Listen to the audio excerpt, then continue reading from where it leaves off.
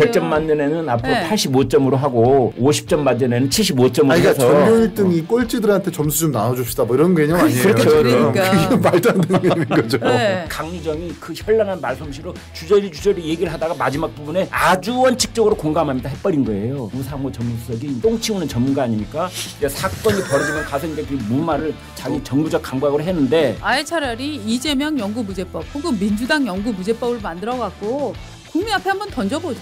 축구 경기하다가 우리 편 골 먹을 것 같으니까 잠깐 하고서 바꾸는 거예요. 피파. 그죠. 피파 룰을 바꾸는 거예요. 그리고 골대를 이제 아이스하키 골대로 바꿔 그렇죠. 갑자기. 예. 아.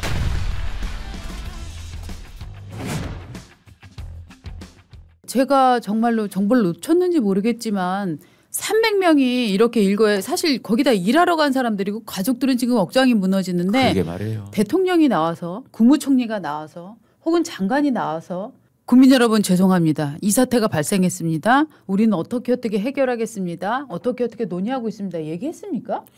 외교부 장관이 조금 인터뷰했던 거 본 기억은 나는데 예. 대통령이나 총리가 여기에 대해서 책임 있게 얘기하는 거는 본 기억이 전혀 없습니다. 그렇죠. 예, 코멘트를 그리고 들어본 적이 외교부 없습니다. 장관도 예. 인터뷰를 했을 뿐이지 사실은 대국민 담화를 내야 되고 그렇습니다. 예. 정식 시간에 사실은 스팟 뉴스를 끊고 들어와서 긴급하게 대국민 담화를 내놓아야 되는 전 상황이라고 생각을 네. 하거든요. 이 한두 네. 명이 아니고 맞습니다. 실제로 거기에서 그 현장 시설 리포트 나오는 거 보면은 굉장히 열악하잖아요. 그러니까 인권이 예. 그 결여된 시설로 원래 지적받고 있는데 우리 국민들이 지금 300년 넘게 들어가서 이거 무슨 케이블 타이에 쇠사슬로만 그렇죠. 묶여가지고 그러고서 예. 지금 한다는 얘기가 이제 내일 전세기를 보내가지고 그분들을 모셔온다는데 이걸 두고 뭐 추방 형식이냐 자진 출국 형식이냐 이것 따지고 있더라고요.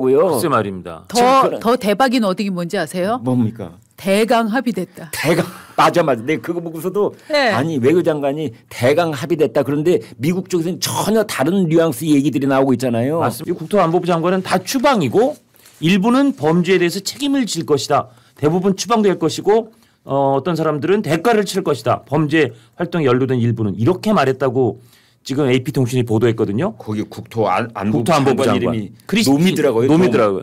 예, 우리가 비하해서 부르는 발음이 아니고 그러니까요. 그냥 이름이 노미입니다. 노. 예, 예. 네. 이 놈 장관, 이놈 장관이 지금 디스 놈 장관이라고 한 겁니다. 네.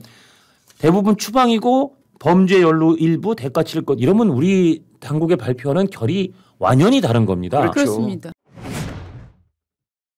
이재명 대표가 지금 그 얘기잖아요.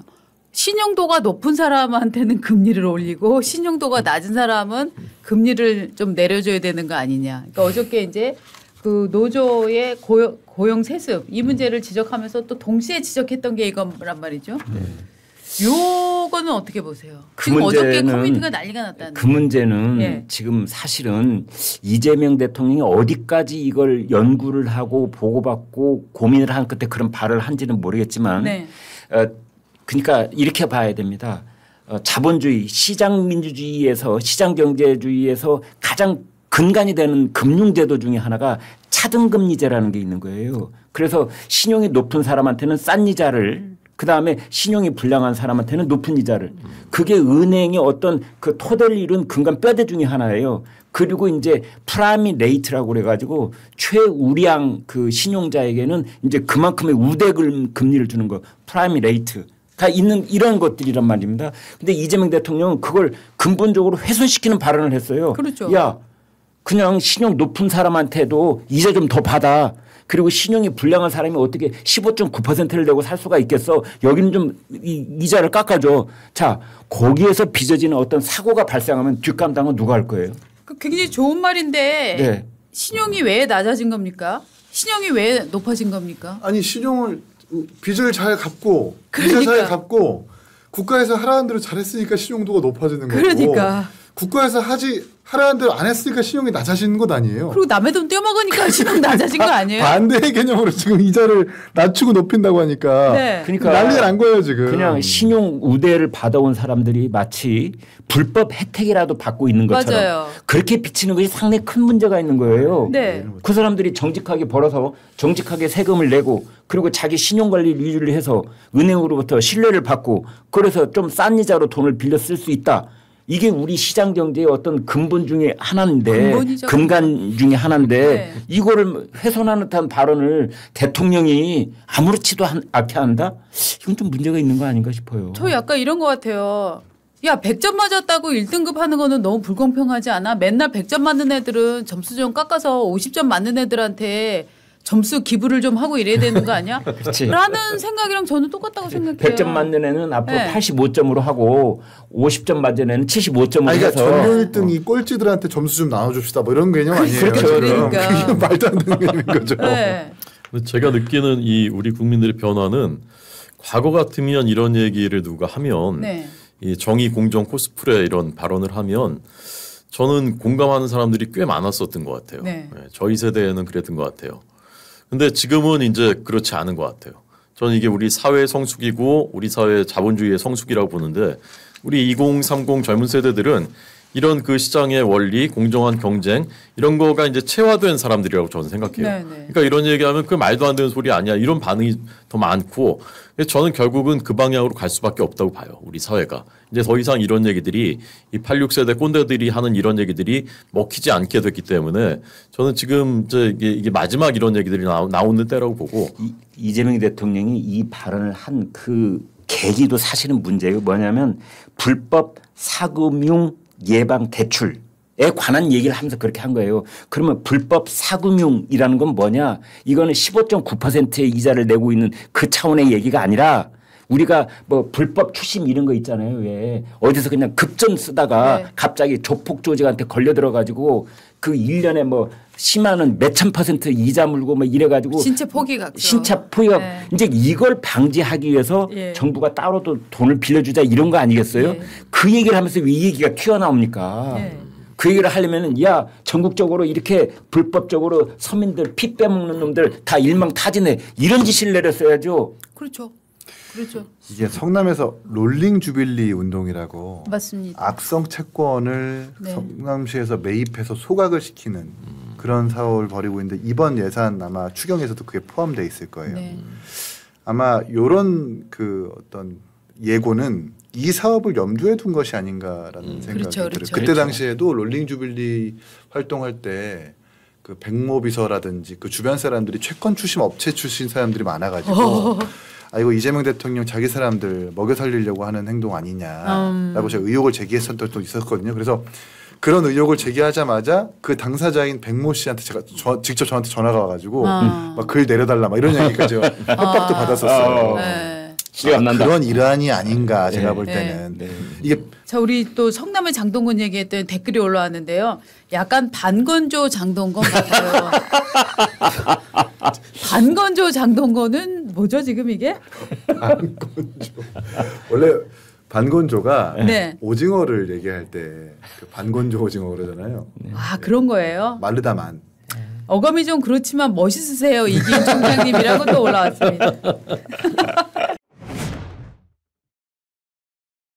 김현지가 실세로서 지금 위험하다 하는 각종 기사들이 굉장히 칼럼 같은 것들이 많이 쏟아져 나왔거든요. 도대체 김현지가 뭐길래 이렇게 실세라는 얘기가 많이 나오느냐. 이런 얘기 초기부터 나오는 거 좋지 않다라고 계속 언론들이 지적을 하니까 이번에 인사수석을 지금 임명을 따로. 했습니다. 예. 원래 저 지난 정부에 있었는데 이재명 정부는 인사수석 안 둔다라고 얘기를 했다가 이번에 지금 인사수석을 새로 인사비서관이죠. 인사수석을 따로 두었습니다. 수석비서관을. 이제 이름은 조성주라는 네. 사람이고요. 58세입니다. 이 사람은 충남 천안 출신이고 천안 북일고등학교를 나왔고요. 서울대 인류학과를 졸업한 걸로 되어 있습니다. 그런데 인사혁신처 차장하고 이제 소청심사위원회 상임위원을 역임했다 이렇게 네. 되어 있어서 뭐 인사 전문가를 영입한 것처럼 그렇게 이제 대통령실은 발표를 했는데 아무튼 그동안 이 이재명 정권의 인사 참사에 대한 국민 여론이 악화될 대로 악화되고 있는 상황 속에서 성남 경기도 라인이 인사를 쥐락펴락하기 때문에 이런 일이 벌어지는 것 아니냐. 맞습니다. 이제 이런 분석들이 많이 있었거든요. 네. 이제 이런 걸 어떻게든 무마하고 넘어가려고 하는 그런 차원에서 인사 참사에 대한 방패막이를 내세운 것 아니냐. 뭐 이런 분석이 또 일부 있습니다. 네. 그래서 투명성을 제고하겠다. 뭐 체계적인 인사 시스템을 갖추겠다. 신뢰성을 높이겠다. 이제 겉만 번지르르한 이런 설명이 있긴 있지만 이 사람이 앞으로 어떤 역할을 해낼지 조성주라는 이 이제 인사 수석인데 말이죠. 그 밑에 가령 총무비서관 혹은 인사비서관 이런 사람들이 김용채나 김현지가 따로 일을 다 하고 네. 이 사람은 정말 바지사장 역할만 하는 건지. 저는 약간 바지사장 느낌 네. 들었어요. 그 봐야 됩니다. 약간이 아니죠. 네. 바지 사장이죠. 총무비서관이 자료를 만들고 막후에서 인사 추천을 받은 다음에 자료를 올리면 네. 도장 찍는 사람이 위원장인 거죠. 저 도장만 약간 찍는 사람이 위원장인 거죠. 그래서 총무비서관? 책임질 사람도 문제가 됐을 경우에 네. 그렇죠. 책임도 져야 되잖아요. 그러네요. 네. 총무비서관은 사실 인사수석 밑에가 아니잖아요. 아 그렇죠. 별도의 이게 직제죠. 그 계선상이 아닌데 네. 총무비서관이 사실 인사 업무를 했다는 것 자체도 말이 안 되는 거죠. 그러니까요. 예. 네. 그래서 저는 앞으로도 그 패턴은 변하지 않는데 예. 찍기는 김현지나 김남준이 찍고 대신에 책임은 인사수석이 지세요. 저는 이 그림이 아닌가 하는 느낌이 왜냐하면 정말로 힘을 실어주고자 했다면 이렇게 오히려 인사 전문가가 아닌 다른 정무적인 판단도 하고 하는 그렇죠. 더 파워풀하고 더 지명도가 높은 인물을 선택을 했을 텐데 그런 너무나, 사람 접촉을 했는데 아무도 오려고 하지 않았기 때문에 이렇게 된 거 아닐까요?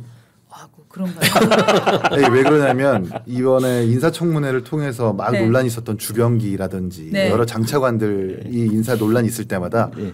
기사로나마 김현지 씨가 항상 거론이 됐었거든요. 네. 맞습니다. 아마 이게 부담이 됐을 거예요. 네. 그래서 이거 또 다른 수석, 그러니까 책임질 수석이 필요하다라는 판단 하에 네. 이 조성주 위원장을 수석으로 두는 것은 아니냐. 예. 김현지 비서관이 대통령 찾아가서 대통령님 저 꿈자리 사나워서 일 못하겠어요. 그러면 아 그래 알았어. 내가 위에다가 하나 뚜껑 하나 얹어줄게. 그죠, 저 뚜껑 얹기. 지금 유엔 대사에 이재명 대통령께서 맞아요. 자기 사건 변호사 민변 출신의 변호사를 야. 임명했다라는 이 맞아. 말도 안 되는 정말 네. 생각이 갑자기 드네요. 아 그러네요, 진짜. 예, 진짜 그 본인 사건 변호했었던 도지사 때 그 그렇죠. 화우 출신의 변호사 민변 변호사를 맞습니다. 세계 각국 정상들과 외교적으로 우리나라를 대표해서 말을 하고 이렇게 교류해야 되는 유엔 대사에 그런 변호사를 썼다라는 게 지금 우리나라의 현실입니다. 어느 지금- 나라 대사보다 유엔 대사는 정말 다자 외교에 그럼요. 능한 그리고 경험이 있는 그 정통 외교관 출신들이 가야 되는 자리라고 우리는 알고 있습니다. 네, 네, 네. 네. 그 몇 년 전에 왜 우리가 그 오준 유엔 대사가 예. 그 맞습니다. 명연설 했었던 거 영어로 예. 북한 그 탈북자들 북한 인권에 네, 대해서 네. 했었던 거 다 기억나지 않습니까? 네. 유엔 대사가 힘이 없는 자리 같아도 전 세계가 모이고 중요한 현안들을 거기서 이제 논의를 하는 경우가 있기 때문에 네. 그래서 굉장히 그런 상징적 메시지 뭐 이런 굉장히 중요한 자리거든요. 그래서 네. 외교관이 아닌 사람이 갔었던 경우가 30몇 년 만이라고 합니다. 이 직전에 있었던 사람이 노태우 정부 때 현홍주 대사라는 분이 있어요. 네네네. 이분들하고 다 우리가 기억하는 분이에요. 이분은 예. 외교관 출신은 아니지만 국회의원도 했고 뭐 장관도 하고 하면서 국정에 대한 역량이 쌓인 다음에 이제 거기 그렇죠. 이제 보낸 거예요. 근데 예. 이렇게 듣도 보도 못했었던 그 법률 전만 했었던 사람을 네. 자기를 그 변호했던 사람을 유엔 대사로 보낸다. 이거 정말 유엔에 모인 사람들 다 웃고 아니 저는 있을걸요? 반대합니다. 저는 지금 네. 우리 저 호준석 전 대변인 말씀에 강력히 반대하는 게 네. 차지훈 이 변호사가 보통 분이 아니에요. 아, 보통 분이 아니에요. 예, 이분이 2009년부터 17년까지 8년이나 성남시 고문 변호사를 지낸 그렇지, 분입니다. 그렇지. 2020년 이재명 경기지사 시절에 공직선거법 위반 변호인이었던 분입니다. 아니 이런 멋진 이력을 가진 분을 지금 대단한 이름도 모르는 분이시네요. 분이다 이렇게 말하시면 안 되죠. 차기 대통령감인데. 요새 그 이재명 정부의 인사 검증의 제일 중요한 네. 기준은 네. 전과가 있느냐인 것 같아요. 아, 이재명 대통령 엊그저께 그랬잖아요. 우리나라에 전과자가 너무 많다고. 근데 내각이 전부 합치면 전과가 22범인가 뭐 그렇다는데. 그렇죠. 일단 전과가 있느냐부터 보고서 없으면은 일단 조금 밀어 놓는 것 같고. 네. 그 다음에 이제 변호 경력이 있나, 네. 대통령 거를 변호한 경력이 있냐, 그 다음 그렇죠. 보고 사시 동기인가, 연수원 동기인가 한번 보고 이게 3대 기준인 것 같아요 인사에. 네. 개혁신당의 누굽니까 이준석 대표? 대표요. 이준석 대표가 페이스북에 내기신 거예요, 글을 지금? 차곡차곡 썼어요. 제가 이름도 잊어버릴 정도로 요즘 이준석 대표가 조용했단 말이죠. 아, 예. 그런데 어저께 중국이 되고 싶은 거냐? 북한이 되고 싶은 거냐라고 해서 오 이준석 대표 뭐 잘 썼네라고 생각했는데 저희 방송하는 동안 네. 조용했는데 뭐 하고 있나 했더니 그림 만들고 있었더만요. 그렇지, 그렇지. 아, 네, 네. 그래서 GPT로. 저 챗 GPT로 만든 그림 한번 보시죠. 자 총장님이 좀 설명해 네, 주시죠. 저 아, 뭡니까? 이 마크는 이제 대통령실 마크겠죠. 저 위에요. 저 봉황. 봉황과 예, 봉황. 국회 국회를 마크입니까? 합쳤어요. 국회 그 대통령실 마크 그러니까 정확히 똑같지는 않은데 네. 가운데 있는 건 대통령실을- 국회 마크고 그렇죠. 그렇지. 위에 국회 봉황은 마크고 봉황은 대통령실 대통령실 마크고. 마크고. 근데 완전 똑같지는 않지만 그렇게 은유하고 비유를 한 그런데 거죠. 저걸 함께 해놨구나. 그리고 네. 저 뒤에 의자와 저 관객 청중들이 있는 것은 아마 법정을 묘사를 한 거고. 아, 네. 그 예. 법봉을 들고 있는 그 이재명 대통령의 얼굴 네. 그리고 이재명 대통령은 지금 민주당의 잠바를 입고 있죠. 그러니까 그렇죠. 판사도 하고 아. 당수도 하고 대통령도 하고 혼자 다 해라. 그 의장까지. 네, 라고 네. 국회의장까지라고 돈까지 들고 하는 있잖아요. 은유적 챗 GPT가 이렇게 만들어 준 거예요. 네. 몇 역이에요? 지금 한 1인 4역 정도 1인 되겠네요. 4역. 그러니까 1인 지금 4역. 이제 조희대 대법원장도 사퇴하라고 얘기하고 국회 권력도 장악하고 사실상 당대표도 했었었고 대통령도 하고 있으니까 이렇게 전체주의적으로 흐르면 안 된다. 네. 정확하게 삼권 분립이 보장되어 있는 나라고 입법부와 사법부와 행정부 역할이 그대로 있는 건데 네. 그 경계를 흐리게 하면서 이렇게 전부 다 맞게 하면 되겠느냐 네. 각 나라가 존속이 되겠느냐 라는 식의 논평을 내면서 이렇게 은유적으로 이렇게 이런 그림을 하나 만들어서 낸 거거든요. 그렇죠. 근데 여기에 민주당이 은유에서 끝나는 게 아니라 저한테는 굉장히 절박하게 다가오고. 그러니까, 네. 그러니까 민주당이 막 긁혀가지고 네. 이른바 정말 긁혀가지고 예. 막 대변인 나와가지고 논평 내고 일제히 막 공격하고 나섰어요. 반응이 뜨겁구나. 네, 뜨겁습니다. 그러니까 아팠다는 뜻이군요. 아팠죠. 그러니까 전국을 그렇죠. 찔린 것 같아요. 저 사진 하나로 이를테면 우리나라의 삼권 분립이 무너진다. 그다음에 조희대 대법원장에 대한 저런 지금 사퇴 압박은 결국은 이재명 대통령이 자기 판결에 대한 복수극을 벌이는 거다. 그다음에 민주당이 거기 앞장서고 있는데 대통령이 말리기는커녕 그냥 가만히 놔두고 있는 거 아니야 하는 모든 의심들의 정황을 저 사진 한 장이 그냥 다 다들- 때려 박은 거예요. 그렇지 100마디 말이 필요 예. 없고 네. 한 장 사진으로 지금 되는 건데 이게 이 총장님이 다 진두주의에서 나온 그렇다고 하시죠. 아니 저 사진을 딱 보고서 제가 무슨 생각했냐면 어저께 딱 한마디 했습니다. 이준석 살아있네. 그렇죠? 그러니까 그야말로 우리가 이제 그 보수에서 이준석이라는 스타가 만들어질 때 많은 분들이 이제 호응을 했던 것이 이준석이라는 젊은 정치인의 패기. 네. 그다음에 이제 현재 그 젊은이들에게도 응용될 수 있는 어떤 언어라든가 이런 것들을 활용해서 재치 있게 치고 빠지는 이 능력들이 참 신선하다 했었는데 네. 오랫동안 이준석 대표가 참 제가 이름도 잊어버릴 정도로 조용히 계시다가 아니, 어저께 드디어 살아나는 이준석 대표가 네. 살아날 수 있었던 거는 네. 훌륭한 사무총장하고 그런 것 같아요. 콜라보를 하고 있기 때문이라고 얼마 네. 전에 생각합니다. 이춘석 때문에 조금 다시 기억이 상기가 됐다고. 헷갈리는 분들이 많아가지고. 네, 어쨌든 그렇습니다. 민주당이 많이 긁혔어요. 저것 네, 때문에. 많이 긁혔습니다. 네. 대변인도 막 공식 논평에 나섰고 네. 국회의원들도 막 난리 나가지고 이준석한테 이거 허위 사실이다 유포한다 이렇게 지금 나서고 있어요. 위임받은 권력론에 대해서 어저께 이재명 대통령도 똑같이 얘기를 했어요. 네. 이건 결국 국민에서 위임받은 거 아니냐라고 얘기를 했는데 뉘앙스가 전혀 다르게 느껴진단 말이죠. 어떻게 얘기를 했냐면 선거를 통해서든 임명을 통해서든 권력의 원천은 국민이다. 마치 권력을 가진 특별한 존재처럼 착각하는 경우가 있는데 그 착각에 빠지지 않는 것이 중요하다라는 워딩을 굳이 했단 말이죠. 이것을 기자들은 또 굳이 대통령이 사법부에 대해서 지금 당신들 특별한 거 아니야 라고 지금 얘기를 한 거다라고 지금 해석을 하고 있단 말입니다. 이 해석이 맞나요? 틀리나요? 그거는 네. 이제 여기 정답 말씀드리겠습니다. 네. 정답 나갑니다. 네. 정답. 지금 이렇게 되어 있습니다. 이재명 대통령은 익명 때리기를 하는 겁니다. 그러니까 이른바 강유정 대변인 사태를 겪으면서 예. 아뜨거라 한 거예요. 대통령실이 아마 내부적으로 발칵 뒤집혔을 겁니다. 이러다가 역풍으로 대통령실이 암전이 넘어갈 수도 있겠다. 그런 위기의식까지 있었다고 저는 들었는데 그래서 대통령은 특별한 존재로 착각 말아라. 이건 어떻게 들으면은 본인한테 하는 얘기야? 그쵸. 이렇게 들을 수도 있는 건데. 또 장관들한테 그런데 했잖아요. 대통령이 네. 뭐라고 했느냐? 국무회의에서 한 얘기인데 거기서 임명을 통해서 얻은 권력, 시험을 본 권력 이렇게 했어요. 시험을 본 권력, 임명을 통한 권력은 판사밖에 없거든요. 그래서 판사를 때렸느냐 하면 입에서 판사 두 글자 또는 대법원장 네 글자를 거론하지는 않았어요. 네. 이게 이재명식 이른바 추상적 익명 때리기라고 저는 보는 겁니다. 그런데 실수를 강유정이 해버린 거예요. 예. 강유정이 기자가 추미애 법사위원장님께서 공개 사퇴를 조희대 대법원장한테 요구했는데 대통령실도 마찬가지인지 궁금합니다. 네. 이랬어요. 그런데 강유정이 그 현란한 말솜씨로 주저리 얘기를 하다가 마지막 부분에 아주 원칙적으로 공감합니다 해버린 거예요. 그러다가 이제 나중에 아뜨거라 해서 주워 담는 과정 속에서 어제 우상호 정무수석이 이제 똥 치우는 전문가 아닙니까? 이제 사건이 벌어지면 가서 이제 그 무마를 자기 정부적 강박으로 했는데 우상호 정무수석이 뭐라고 했느냐? 대통령실은 대법원장의 거취를 논의한 바 없으며 앞으로 논의할 계획도 없다. 그렇죠. 라고 이제 선을 딱 가서 긋는 거예요. 맞습니다. 정무수석이 아무리 선을 그으려고 해도 이미 선을 왔다 갔다 여러 번 했기 때문에 이게 의미가 없어진 거예요. 그래서 역할 분담이 뭐냐? 우상호 정무수석은 실명 때리기를 했단 말이에요. 강유정이가 실명 때리기 한 거를 걷어들이는 담당이고. 네.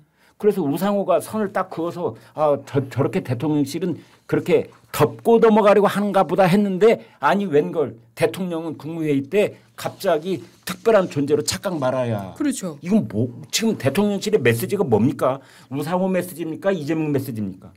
이재명 메시지죠. 그렇죠. 그렇죠. 네. 그 정도의 뻔뻔함이 있어야 대통령 하나 봐요. 그 배임죄가 문제가 많은 것처럼 네. 얘기를 네. 많이 하더라고요. 주로 이제 우리 기업인들이 경영 투자를 이제 하다가 그게 자칫하면 이제 배임의 혐의를 쓰게 되는 것 이게 문제가 있다라고 얘기를 하는데 네. 저는 대통령이 그 말은 좀 참아줬으면 하는 것이 본인이 배임죄에 지금 걸려 있잖아요. 그 마치 자기가 할 수 있는 다른 영역의 얘기도 많을 텐데 본인 대장동 그게 배임죄 아닙니까? 그거를 배임죄가 문제 많다라는 식으로 얘기하니까 꼭 이렇게 옆구리 포석을 깔고 있죠. 여러 네. 차례 그래가지고 얘기했어요. 뭔가, 예. 네. 공무원들의 그 업무적인 판단에 대해서 책임을 물어서는 안 된다 그 얘기도 했었고 네. 굉장히 여러 번 지금 자락을 깔고 있습니다. 대단하신 분입니다. 네. 그러니까 기업에 대해서 옥죄기 방향으로 막 일방적으로 가면서 기업을 말로는 이제 기업을 활력을 제고해야 된다라고 하면서 자기 사건 유일하게 하는 게 그 배임죄 그거예요. 네. 네. 기업인들 위해서 자기가 해줄 수 있는 것처럼 얘기하는 게 유일하게 그 배임죄 그거 완화해줘야 된다라는 얘기인데 말씀하신 대로 알고 보면 본인과 관련이 있는 이제 이런 얘기인 거죠. 그러니까 내 사건 면소를 위해서 네. 전체 국가의 기업 배임을 없애는 거죠. 본인의 사법 리스크임에도 3심까지 유죄가 돼도 2심까지 기소가 돼도 네. 당대표가 되는 제도를 만들어내잖아요. 그렇죠. 그걸 보면 이런 헌법 128조에 그러니까 그 중임 개헌했었을 때 그 당시에 대통령은 적용이 안 된다라는 네. 이런 것도 분명히 개헌의 대상이겠죠.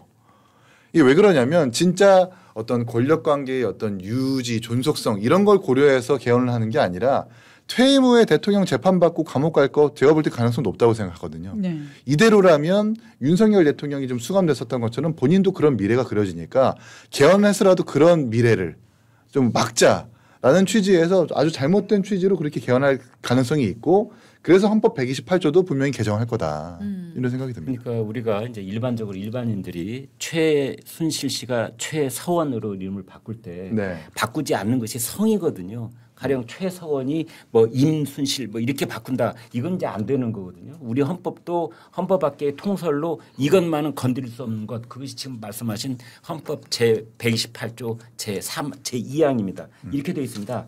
대통령의 임기 연장 또는 중임 변경을 위한 헌법 개정은 그 헌법 개정 제안 당시의 대통령에 대하여는 효력이 없다. 이제 이 조항만큼은 절대 건드릴 수 없는 것이다 라고 돼 있는데 지금 이 총장이 말씀하신 것처럼 이 세상에 건드릴 수 없는 게 어디가 있어. 국민의 뜻이 있는데. 국민 주권 정부인데 네. 그렇죠. 시대적 요구가 그것도 바꾸라는데. 네. 이러면 이제 바꿔줄 수 있는 것 아닙니까. 그렇습니다. 네. 그러니까 지금 선배 말씀하신 중에 성은 바꿀 수 없다라고 하셨는데 성도 바꿀 수 있어요. 아 그렇습니까? 네. 어떻게 성을 바꿔- 많이 바꿉니다. 요즘에. 바꿔요. 예. 바꾸긴 아 그렇군요. 예, 바꿀 예. 수 있습니다. 어머니 성으로 바꿀 수 있고요. 아 그리고 어머니 성으로 바꾸면 네, 네, 제 네. 3의 성으로도 바꿀 수 있습니까? 그건 아마 친족의 결혼 내지는 네. 그 혼인 관계에 따라서 달라지긴 할 텐데 그냥 바꿀 수는 없고 예. 그 가족 관계가 달라짐에 따라서 따라가는 그 성까지 바꿀 수 있는 걸로 좀 기억합니다. 아 그렇군요. 네. 그러니까 제가 김 씨와 뭐 박 씨 사이에서 태어났는데 이혼을 하고 그러면 만약에 이혼을 하고 지금 박 씨가 김박은주로 할 수 있는 거잖아요. 김박은주뿐만 아니라 저는 오은주도 할 수 있죠. 오은주도. 그렇죠. 오은주가 제가- 펴주세요. 왜냐하면 제 어머니가 오 씨와 재혼을 한다 하면 제가 다시 오 씨로 바꿀 수 있는 그건 거예요. 이제 별도의 문제고 그러니까 네. 예를 들어서 어떤 분은 결혼을 3번 했는데 여성 중심으로 네. 세 아이가 다 성이 다른 경우가 있잖아요. 네, 네. 가령 이런 경우에 재판을 걸어서 네. 이 아이의 성을 다 통일시켜 주세요. 네. 이제 이런 재판을 한다고 그러면 네. 그럼 별도의 판단이 가능한데 가령 전혀 새로운 성 나의 그 외가 쪽 친가 쪽 다 합해도 전혀 없어. 이런 성이 없는데 내가 갑자기 어느 날 독고성 씨나 제갈성 씨로 나 바꾸고 싶어요. 이것도 가능합니까? 그건 불가능할 것 같은데요. 뭐가 불가능한 게 어디 있습니까? 제가 어머니를 설득을 해갖고 독고 씨와 재혼을 시키면 되는 거 아닙니까? 지금 이렇게 정치적 상상력들이 지금 부족하셔갖고 네, 진짜 미쳐나시네요. 잘했습니다. 지금요 저는 우리나라에서 벌어지고 있는 일은 우리의 상상력과 상식의 한계를 넘어서는 거라고 저는 생각해요. 트럼프 은주 어떻습니까? 은주 트럼프. 그렇죠, 그렇죠. 트은주 불가능할 거 없다. 트은주요? 트은주 불가능할 거 없다. 민주당에서는 지금 뭘 하고 있느냐? 네. 대법원에서 파기환송한 거 요거 잘못됐네요라는 판단을 할 수 있는 기구를 하나 만들겠다. 예? 그래서 따로 만들면 돈 들어가니까 그냥 기왕에 헌법재판소 있잖아. 예. 거기서 그냥 대법원 판단이 맞았는지 틀렸는지 요거 다시 한번 검사하게 하지라는 실질적 이제 사심제를 만드는 방안을 지금 추진을 하고 있습니다. 그러게 말이에요. 그렇습니다. 네. 우리나라 그 헌법재판소법 제 68조 1항을 보면 이렇게 되어 있습니다. 법원의 재판을 제외하고 네. 헌법소원 심판을 청구할 수 있다라고 되어 있습니다. 그러니까 일반인 또는 뭐 어떤 공공기관장 그 누구를 막론하고 헌법소원을 낼 수 있습니다. 헌법재판소에 어떤 사안을 가지고 가서 그렇죠. 이게 헌법에 맞는지 안 맞는지 판단해 주세요라고 맞습니다. 이제 심판을 청구할 수 있다. 이게 헌법소원인데 이때 법원의 판결을 가지고 갈 수는 없다라고 이제 헌법재판소법에 돼 있다는 겁니다. 그렇죠. 법원의 재판을 제외하고는 헌법소원 심판을 청구할 수 있다. 그런데 그 앞에 있는 법원의 재판을 제외하고는 이 부분을 삭제해 버리겠다는 거예요. 그렇죠. 네. 이러면 사실상 저희가 어렸을 때부터 배웠던 3심제, 네. 뭐 일반 법원, 그다음에 지방법원에서 고등법원, 대법원, 그래서 대법원이 우리나라의 최고 법원으로서 그 사안에 관한 최종 확정 판결을 내린다. 네. 그렇죠. 이거를 무너뜨린다는 거죠. 네, 그렇죠. 무너뜨리고 네. 아니 뭐 지금 이미 그 누구죠 김승원 의원일 겁니다. 아마 저 판사 출신 김승원 의원도 네. 아예 노골적으로 말을 그렇게 하고 있는데 이건 대법원이 우리 말 안 들으니까 대법원 망신 줄게. 대법원 너희들 그래? 옛날 어떤 저 대통령실 청와대 모 비서관이 했던 배째라는 거지. 배째 드릴게. 아예 차라리 이재명 영구무죄법 혹은 민주당 영구무죄법을 만들어 갖고 국민 앞에 한번 던져보죠. 아주 묘안이 하나 있습니다. 네. 그건 묘안이 뭐냐? 좋다. 배임죄 다 없애라. 네. 단 부칙에다가 네, 이미 기소가 된 사건일 경우에 맞아요. 행위시 법률로 인하여 처벌한다. 네, 딱 넣어놓으면 되는 겁니다. 그렇죠. 그래서 배임죄 다 없애. 형법에 배임죄 없애고 뭐 상법에도 손질하고 다 하는데 그러나 이미 기소된 사건, 네, 대장동 사건, 백현동 사건 이것은 그 행위 시에 있었던 형법에 의해서 처벌한다. 이것만 딱 넣어놓으면 되는 겁니다. 그런데요, 선배 그 기억 혹시 나십니까? 저기 과거에 간통죄가 폐지가 된 적이 있었어요. 네, 그런데 네. 실제로 이제 그 헌법재판소에서 헌법 불합치가 나와서 폐지가 들어가야 되는데 네. 그 국회에서는 아직 그 법을 폐지한다라는 법을 발의를 하지 않은 상태였어요. 그러니까 네. 빈 기간이 있었죠. 네. 그 사이에 제 친구 남편이 바람을 펴갖고 네. 제 친구가 신나네요. 네. 그래갖고 이제 제 친구가 관련된 이제 사람들이 이제 그 남편을 이제 막 경찰에다가 이제 막 고발하고 고발을 하고 막 이랬는데 네. 헌법재판소에서 불합치 결정만 나와도 네. 경찰이 수사를 안 합니다. 그렇죠. 그러면서 뭐라고 얘기하느냐. 이거요 결국 없어질 법이고요. 지금 이거 이렇게 고발하셔도 소용없어요. 처벌 못해요. 그냥 가세요. 가서 얘기하세요. 이렇게 한다니까요. 그렇기 때문에 지금 이 배임죄 이 부분에서 이재명 대통령의 재판과의 연관성이 있느냐 없느냐를 얘기하는 건 정말 실질적으로 적는 정말 그냥 눈 가리고 아웅이다 이렇게 생각을 합니다. 그러니까 선한 경영인들을 구해내겠다라는 게 민주당의 취지인데 이미 대법원 혹은 법원에서 누적된 판례로 고의가 아닌 그 기업에 손해를 끼친 사안에 대해서는 전부 다 면책을 해줘요. 해주고 있습니다. 그래서 이미 누적된 판례로 그렇게 되고 있는데 네. 갑자기 그 배임죄를 없애겠다. 그게 어떤 뭐 축구 경기하다가 골 들어갈 것 같으니까 우리 편 골 먹을 것 같으니까 잠깐 하고서 바꾸는 거예요. 피파 룰을 바꾸는 거예요. 야 이건 옵사이드는 여기부터야 지금부터 이렇게 바꾸는 거거든요. 그리고 골대를 이제 아이스하키 골대로 바꿔. 그렇죠. 갑자기. 우리 편 이제 공격일 때는 잠깐 피파를 바꿔가지고 골대 더 넓히고 이제 이렇게 하는 뭐 서슴치 않고 하거든요. 그러니까 얼마든지 할 수 있는 얘기예요. 저희부터. 그러니까 지금 민주당의 상상력이 국민의힘 상상력이 한 10배쯤 되는 것 같아요. 나쁜 상상력이죠. 그런 거 배우면 안 됩니다. 나 배웠나 봐. 저는 고마워요. 계속 지지율이 떨어지고 있더라고요. 맞아요, 지지율이. 맞아요. 이제 이런 것들이 국제적으로 왕따가 되는 길일 가능성이 매우 높아요. 왜냐하면 그 국제사회에서 그쪽에 이제 이런 일을 쭉 지켜보고 있는 사람들이 이렇게 보면은 프랑스 외교관들, 그렇죠. 영국 외교관들, 뭐 미국, 뭐 캐나다 어느 쪽이든 이제 제2의 문재인이 나왔네. 이제 이런 느낌 가질 겁니다. 그쵸. 평화 타령을 또 하네. 그렇다면은 가령 단계별로 뭔가를 하겠다는 거는 단계별로 북한 입에다가 떡을 주겠다. 뭐 이런 뜻이거든요. 그러면은 지금까지 북한 제재에 동참했던 국제사회는 어떻게 되는 겁니까? 그렇죠. 그 사람들하고 동의 지금 얻었습니까? 가령 국제사회가 일치 단결해서 제재를 하고 있는데 러시아하고 중국 빼놓고 말이죠. 그러면 그 동참했던 국가들하고 사전 협의가 있어서 이런 제안을 하는 거지. 아니면 우리 일방적으로 우리가 지금 뭐 이 얘기를 꺼내놓고 있는 건지. 아니 우선 당장 엊그제 김정은이 그랬잖아요. 제1차 사명이 있고 제2차 사명이 있다. 1차 사명은 억제력을 유지하는 것. 2차 사명은 여차제 가면 반격을 해가지고 한국을 괴멸시키겠다고 그랬어요. 그다음 저는 이재명 대통령에 묻는 겁니다. 이재명 대통령 당신이 갖고 있는 제2차 사명은 뭐야? 그 단계별로만 있고 우리는 사명 없어?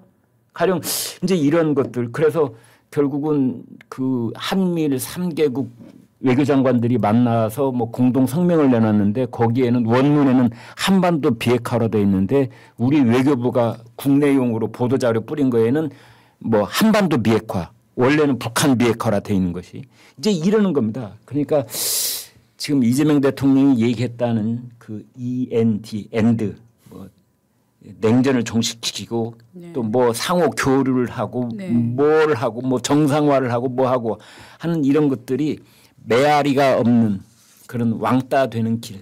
그러니까 아마 그쪽에서 보면은 그 문재인 대통령도 여러 나라 다니면서 김정은의 비핵화 의지를 보증 쓰고 다녔었거든요. 그걸 이제 나중에 북한에서는 삶은 소대가리라 소리 들었고. 그러니까 이런 것들이 또 한 번 재현되는 것이 아닌가 걱정입니다. 그러니까 지금 이 총장님은 이재명 대통령이 유엔 총회 연설이 한마디로 김칫국 연설이다. 떡줄 놈은 생각도 않는데 김칫국 마신 연설 뭐 그렇게 정리를 해도 되겠습니까?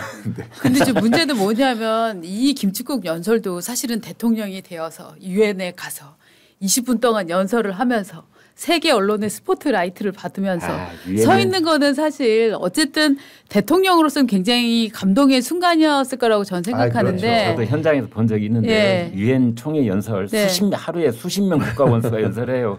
그게 뭐 다른 나라 저 정상이 연설할 때 다 자리에 아무도 안 앉아 있고요. 몇 개 나라밖에 안 앉아 있고 다 신문에 톱으로도 나고 하잖아요. 그런데 문제는 뭐냐면 제가 구글 트렌드를 봤어요. 그래서 얼마나 이재명 대통령이 집중을 받고 있는가 봤더니 한 시간 전에요.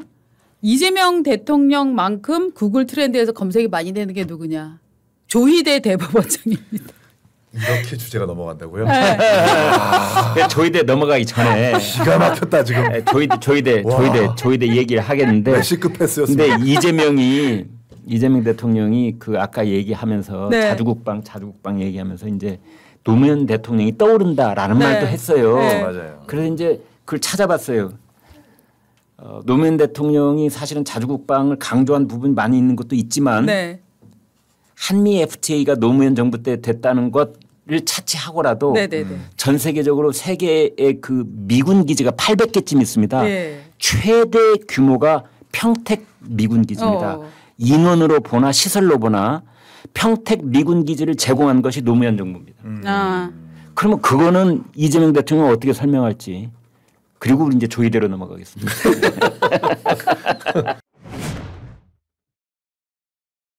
신라 호텔에 시진핑이 뭐 머물 수도 있다라고 해서 뭐 그때 결혼식 안 돼, 딴 데 가주세요라고 그러니까요. 했었는데 예. 어저께 또 뭐 아니야 그 중국이 우리 대관 안 할래라고 그냥 일방 통보를 했다고 하잖아요. 보니까 APEC 기간 중에 전체 대관을 구두지만 네. 전체 대관 그러니까 그 객실도 쓰고 그쪽 특히 뭐 영빈관 이쪽 네, 그 네, 컨벤션 하는 행사장을 다 쓰겠다. 그거를 얘기했기 때문에 처음엔 그게 한 5박인가 6박 정도 꽤 긴 기간을 쓴다고 하니까 그때 예약된 결혼식도 다 죄송합니다. 신라 호텔 측에서 죄송한데 좀 취소해 주십시오. 혹시 여기서 다음에 하시면 저희가 전액 다 내고 뭐 뭘 다음에 결혼을 또 다음에 또 하라고? 그리고 날짜 다 받아놓고 그걸 어떻게 다음에 해요? 아니 그래서 안 해봤어요 결혼?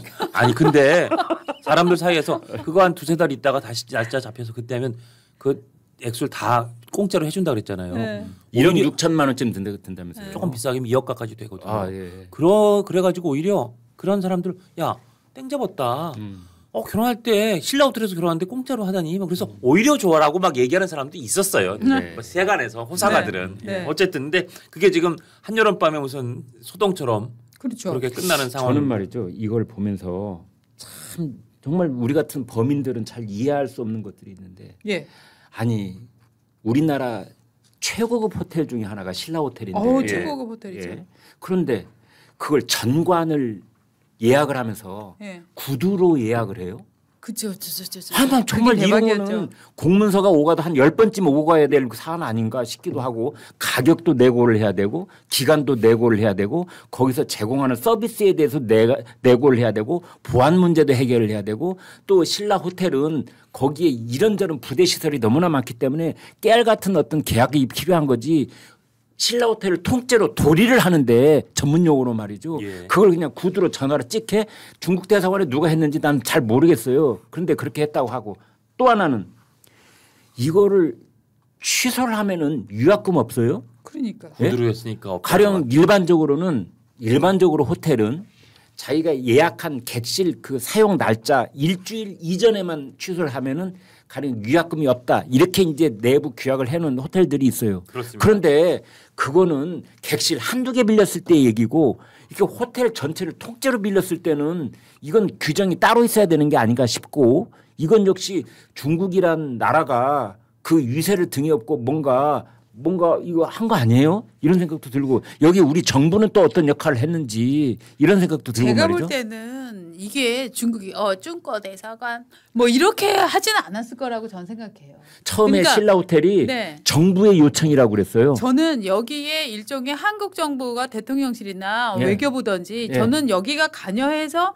중국의 저 시진핑이 오기 때문에 이런 설명을 했지 VIP가 오기 때문에 여기를 정관 빌리기로 했으니라고 통보를 했을 거라고 저는 예측하거든요. 그렇죠. 우리 외교부에서 어디 네. 담당 국장이나 그보다 네. 위에 있는 차관급 예. 막 국장급이라고 해보죠. 뭐 네. 어차피 우리가 상상으로 하는 얘기인데 네. 예. 그 정도의 얘기가 있었기 때문에 호텔이 당연하죠. 통째로 그걸 비워줄 생각을 했죠. 그리고 그렇기 때문에 정식 계약서를 안 쓴 거고 네. 저는 이 모든 그 터무니없는 행위에는 결국은 한국 정부가 관여가 됐을 수밖에 없다라고 봅니다. 그래도 네. 저 신라 호텔이면 이제 오너도 알아야 될 사안이잖아요. 그렇죠. 그러면 그 밑에 제너럴 매니저가 네. 우리 외교부가 됐든 중국 대사관에 전화를 걸어서 그래도 뭐 팩스 한 장은 넣어주셔야 될 것 같은데 네. 감히 그런 얘기 못 하나요?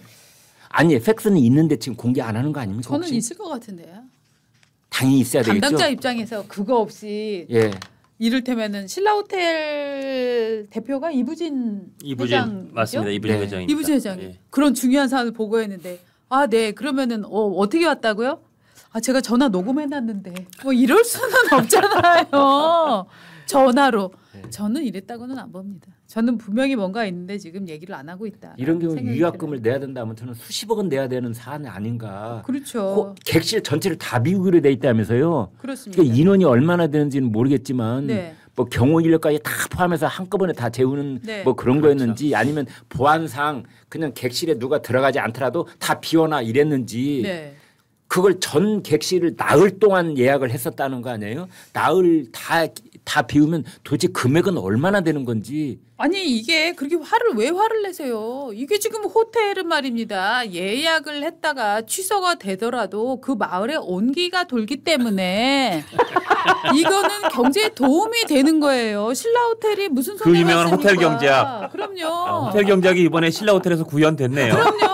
아니 신라 호텔 그 중국에 전화를 받았다. 직원들이 모두 다 기뻐했다. 상사에게 우리가 큰 행사를 유치하게 됐다고 보고를 한다. 이부진 회장이 이 얘기를 듣고 매우 기뻐서 주변에 가서 회식을 한다. 벌써 이부진 회장이 회식을 함으로써 경제가 전 직원 회식. 그렇죠. 소비가 유발된 거 아닙니까? 그럼 회식을 했던 그 음식점에서는 이게 웬 떡이야 그러고 그 들어온 돈을 가지고 옆에 가가지고 이를테면 뭐 러닝복과 러닝화를 샀다. 그렇지. 그럼 또 스포츠 전문점이 또 그렇지. 크게 반겨한 거고. 스포츠 전문 사장님은 돈이 매출이 또 들어왔기 때문에 그동안 내가 참 못 갚은 융자금이 있었지. 또 빚도 갚아버리고. 그렇지. 지금 신라 호텔 주변에 모든 거래처들이 다 지금 온기가 지금 흘렀어요. 그렇기 때문에 중국이 이게 지금 빵꾸를 냈다고 해서 이거를 클레임을 하면 안 돼요. 왜냐하면 우리 이재명 대통령님께서 얘기를 하셨거든요. 마지막에 그 예약자가 취소를 하더라도 이미 마을에는 온기가 돌았기 때문에 이거는 굉장히 좋은 거다. 국장님, 제가 그래서 긴급 제안이 하나 있습니다. 네. 이것을 이재명 호텔 경제학 또는 시진핑 호텔 경제학 이렇게 제안할 게 아니라 지금 이 시간부터 우리나라 5천만 국민들이 전부 다 호텔 아무데나 예약할 것이라 합시다. 그래서 5천만 호텔 경제학을 하면 우리나라 경제 성장률이 아마 5%쯤 급상승하지 않을까요? 경기가 식었다고 걱정도 많이 했는데 경기가 후끈후끈 달아오르겠네요. 그 호텔 경제학이 맞다면. 그렇죠. 온기 정도가 아니라 그냥 정말 거기까지만 하겠습니다. 뒤 화상 입는 거 아니에요? 화상 3도 화상? 네? 3도 화상이에요. 3도 화상. 참.